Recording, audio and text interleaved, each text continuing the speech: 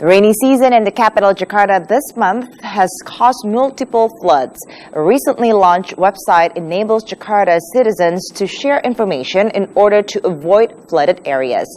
I met one of the co-directors of petajakarta.org, Etienne Turpin, to talk more about the innovation. So can you tell us a little bit more about petajakarta.org, how it will benefit Jakartans during the flood? Yes, petajakarta.org is a project that is a collaboration between the Smart Infrastructure Facility out of Australia, where I work, BPBD DKI Jakarta, the Jakarta Emergency Management Agency, and Twitter Incorporated. And so working together, we've designed a free and open source software that collects all of the tweets in Jakarta about Banjir and then freely displays them in a navigational map so that you can find your way through the city and avoid the risk of flood. So ideally, the system is working as a peer-to-peer sharing. So I can tell you, careful, watch out for this. You can see my comments on the map. But also the government can use that to improve their response time, their understanding of situational context, information about floods, unexpected events, and their routing of their response. Okay, so based on your study here, for the past 18 months, do you think that people who live in the flood area can live reasonably in the future, though? Well, I mean, a lot of people in Jakarta live actually in a flood area. As we know, 40% of the city is below sea level, and there are 13 rivers passing through Jakarta. So as a result of weather intensification because of climate change and the infrastructure failures in the city, there is a high risk for all of the residents to be exposed to Banjir. Right. So I think what's absolutely imperative is that we develop systems to allow citizens to participate in the management of those things.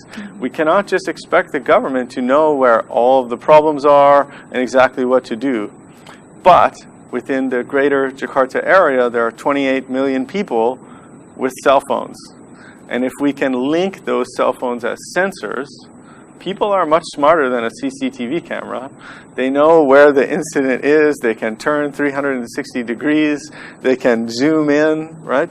If we can help the citizens use their sensors to link that information, then we have a much better chance of responding to Banjir, reducing its risks, and recovering from it effectively. But that only happens if the IT infrastructure of the city is strong enough, right? Do you have any obstacles, though, with this, with the infrastructure, the technology?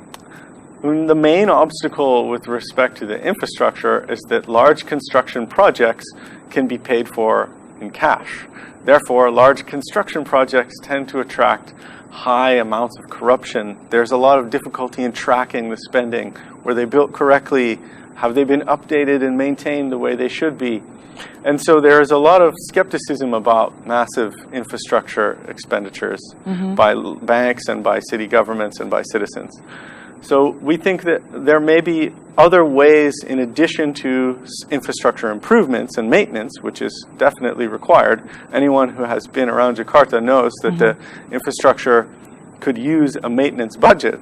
But I think the response to problems like climate change and Banjir, as it becomes more and more complicated, also mean that we need to network the city and network the citizens to be able to respond and distribute that response throughout the city more effectively. And that requires less infrastructure, traditional infrastructure spending, than smarter infrastructure decisions, better IT support, and networking the knowledge to produce an ability to respond. Okay, so looking at the facts, on the ground right now, and then also with what you said about the climate change, and then also with that we are 40% of the city is currently below sea level. Realistically, what will the city look like in, say, like 50 or 100 years to come? In 50 or 100 years, I think Jakarta will have, I hope, triumphed over some of these issues. And the way that that will happen is that we need to anticipate that with climate change, every energy analyst agrees, the cost of energy continues to increase. So the way that we deal with climate change, and Indonesia has 17,000 islands and a rising sea, we're here will be this is a serious test for how can we anticipate climate change. The key is that we do not increase our dependency on expensive energy as a solution. So, can we create a more sustainable, restorative approach? And to me, that approach is totally possible. 50 years before Central Park was built in New York, no one could have imagined that that would be the most valuable property in Manhattan. But by taking an area that was previously disregarded, like the Chiliwang watershed, and turning it into a conservation area where people would want to go and want to get outside, they produced the greatest property value in all of Manhattan.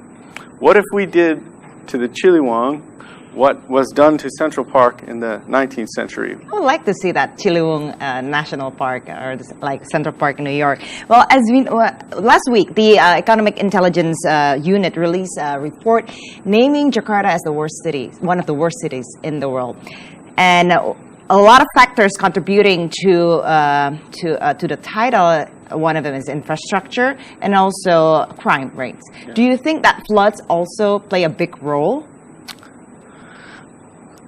I think that the relationship between the flooding and the infrastructure needs to be thought in the reverse. The floods don't weaken the infrastructure, although of course they're demanding on infrastructure.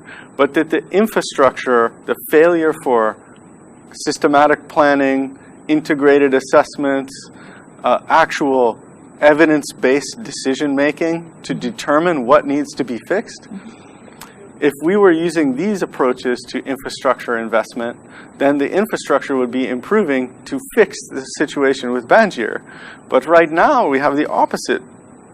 We have the Banjir comes, and the government uses it as a way to announce big infrastructure projects that may or may not solve that problem.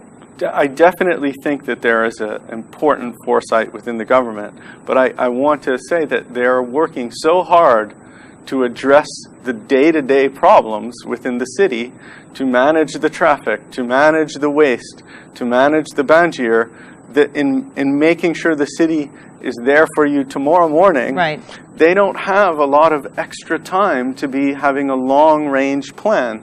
And I think that long-range planning and that image of what is Jakarta in 50 years, like you asked, or 100 years, what is the Jakarta that's more livable in 100 years than it is now, requires all of the citizens of Jakarta to make their livability known. If you want to share news about flooding in Jakarta via petajakarta.org, you can tweet #Banjir2 at PetaJKT.